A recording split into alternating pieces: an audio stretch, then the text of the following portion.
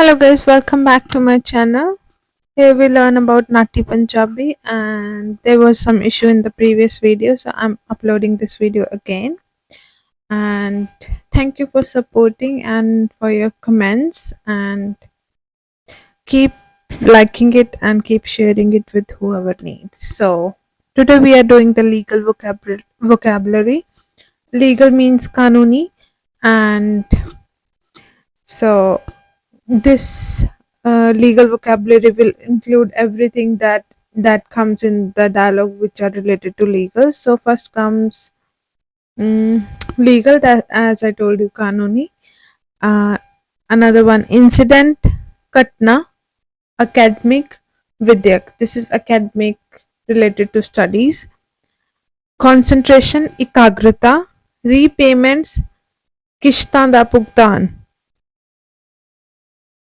Next is domestic abuse, घरेलू विवाद, escape, बचो, रिस्क, जोखिम या फिर खतरा. ਇਹਨੂੰ ਆਪਾਂ ਡੇਂਜਰ ਵੀ ਕਹਿ ਸਕਦੇ ਆ. ਅਗਰ ਡੇਂਜਰ ਆਇਆ ਤਾਂ ਵੀ ਉਹਨੂੰ जोखिम या खतरा, रिस्क भी ਉਹੀ ਹੈ. इंटरेस्ट, ब्याज. मॉर्टगेज, गहने, मतलब मॉर्टगेज करना मतलब गहने रखना. प्रॉपर्टी, जायदाद. अब्यूज, गाली गलोच. एक्सीडेंट, दुर्घटना. एक्यूज्ड, दोषी. एडजॉर्न, स्थगित या फिर मुल्तनी. एफिडेविट, हल्फिया बयान. एड, सहायता. अलिबाय, गवाह बनाना. एनालिसिस, विश्लेषण या फिर जांच. अपीलेंट, अपील करता. एप्रीहेंडेड वायलेंस ऑर्डर, हिंसक गिरफ्तारी दे आदेश. अरेस्ट, गिरफ्तार. असॉल्ट, हमला करना. एसेट्स, संपत्ति. अटॉर्नी, सॉलिसिटर, वकील. बैस, इन्हों पर बैरिस्टर भी कह सकते हैं. बैस, ब्लड अल्कोहल कॉन्सेंट्रेशन, खून विच शराब की मात्रा का पद्धर. ये टर्म अगर आएगी तो प्रॉपर टर्म आएगी. इस टर्म का है मतलब ਜਿਹੜੇ ਟੈਸਟ ਕਰਦੇ ਆ ਉਹਦੇ ਨਾਲ ਰਿਲੇਟਡ ਹੈ. बेल, जमानत. बेनिफिशरीज, लाभपात्री या लाभ लैण वाले. ब्रैथ एनालाइजर, साह की जांच करने वाला यंत्र. चाइल्ड कस्टडी, बच्चों की जिम्मेवारी. सिविल प्रोटेक्शन ऑर्डर, कानूनी सुरक्षा दे आदेश. कंप्लेनेंट, शिकायतकर्ता. कंप्लेंट इज शिकायत एंड कंप्लेनेंट मतलब जिन्हें शिकायत की है. कॉम्पनसेशन, मुआवजा. कंटेम्प्ट, अपमान या फिर तौहीन. कन्विक्शन, अपराध. काउंसलर भी सलाहकार ही होएगा. काउंसलर, एडवोकेट, बैरिस्टर, काउंसिल मतलब कुछ भी इदा का आ जाए तो उन्होंने तुसी सलाहकार या वकील डिपेंडिंग ऑन द सिचुएशन दस सकते हो. क्रॉस एग्जामिनेशन, दोहरी पुछगिछ. कस्टडी, हिरासत. कस्टम ऑफिसर्स, सीमा शुल्क अधिकारी. डिफामेशन इज मानहानि. Then we have defendant, बचाव पक्ष. Divorce is तलाक. Documents is दस्तावेज. Able is योग मतलब he is able to do that. ਉਹ ਇਹ ਕਰਨ ਦੇ ਯੋਗ ਹੈ ਏਦਾਂ. Agreement समझौता मतलब एग्रीमेंट पेपर समझौता कागजात या फिर एग्रीमेंट होया ਉਹਨਾਂ ਦੇ ਵਿੱਚ समझौता होया. बलगलर is चोर. इंट्रूडर घुसपैठिए. डिटेक्टिव इज जासूस. नॉइस कंप्लेंट इज शोर शिकायत या शोर दी शिकायत. अनलॉफुल इज गैर कानूनी. क्राइम सीन इज अपराध दी जगह या जिथे अपराध होया होवे डिपेंडिंग ऑन द तुसी लाइन दे अकॉर्डिंग चेंज कर सकते हो. इंट्रूडर अगेन घुसपैठिए, मैं पहला भी दस चुकी हूँ, सॉरी रिपीट हो गया. जुवेनाइल डेलिक्वेंट इज बाल अपराधक.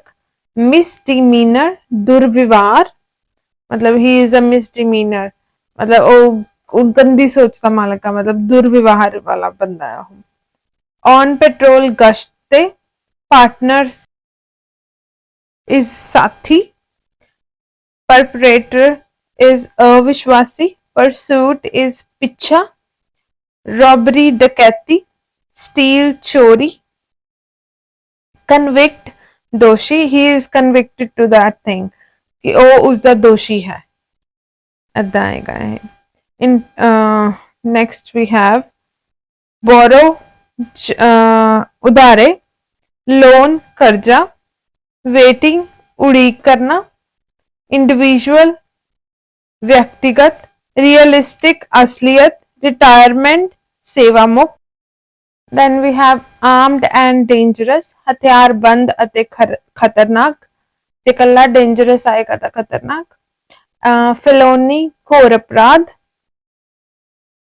Then comes offensive अपराधिक. Offender अपराधी. Offensive means he is an offensive person. ਉਹਦੀ अपराधिक सोच है. ਏਦਾਂ. Offender मतलब जिन्हें अपराध किया होया है. Notice सूचना. Health care सेहत संभाल.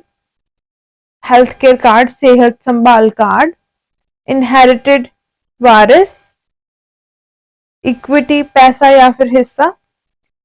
परजुरी झूठी गवाही. Trespass जबरदस्ती दाखिल होना. He is trespassing his property and something like that. जबरदस्ती घुस गया वो बंदा. ये मतलब है. Unlawful गैर कानूनी. Attached नथी. Random बेतरतीब. Sequence तरतीब. Work trial कम दी अजमाइश.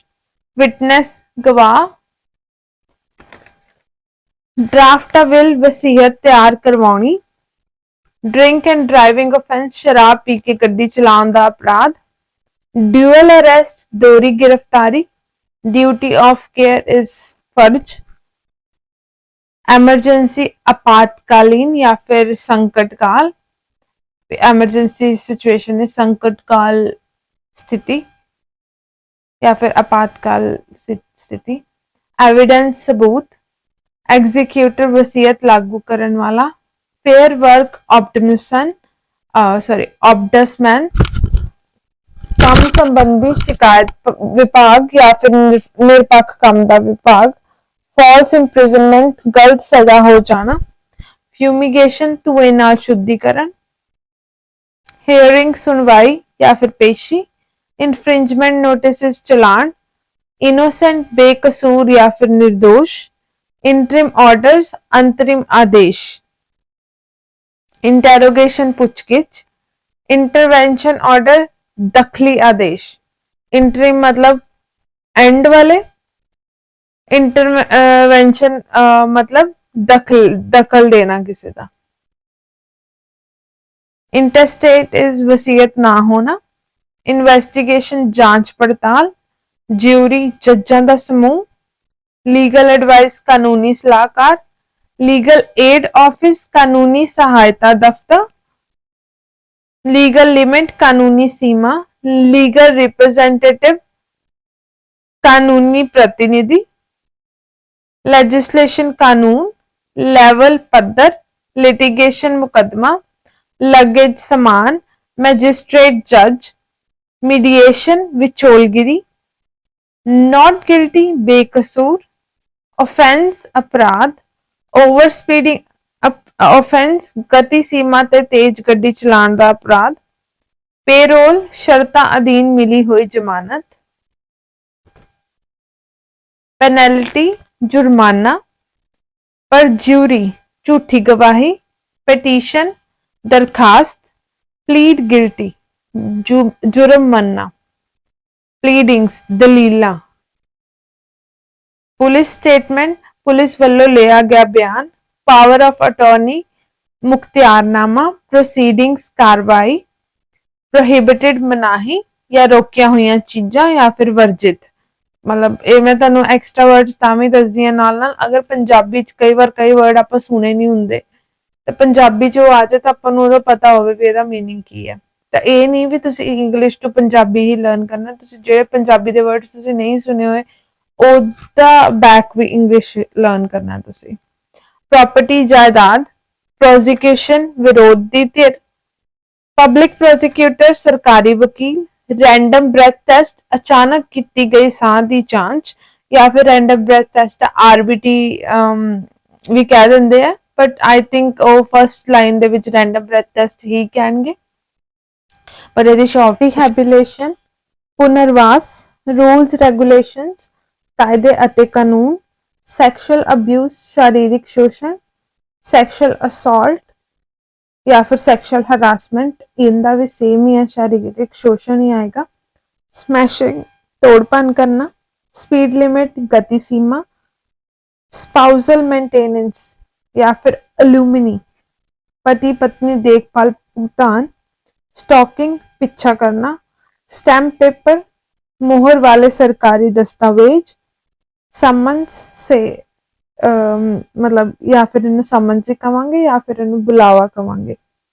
सब पीना अदालत विच पेश होने दे आदेश, सस्पेंशन रोक लग जाना, ट्रायल पेशी, ट्रेस पास्ट उल्लंघना करना या फिर जबरदस्ती दाखिल होना है। मैं तुम्हें पहला भी दस्या। विक्टिम पीड़ित, विक्टिम स्टेटमेंट पीड़िता दे बयान, सॉरी विक्टिम स्टेटमेंट इज पीड़ित दे बयान, पीड़िता या फिर पीड़ित डिपेंडिंग ऑन द लड़की या लड़का।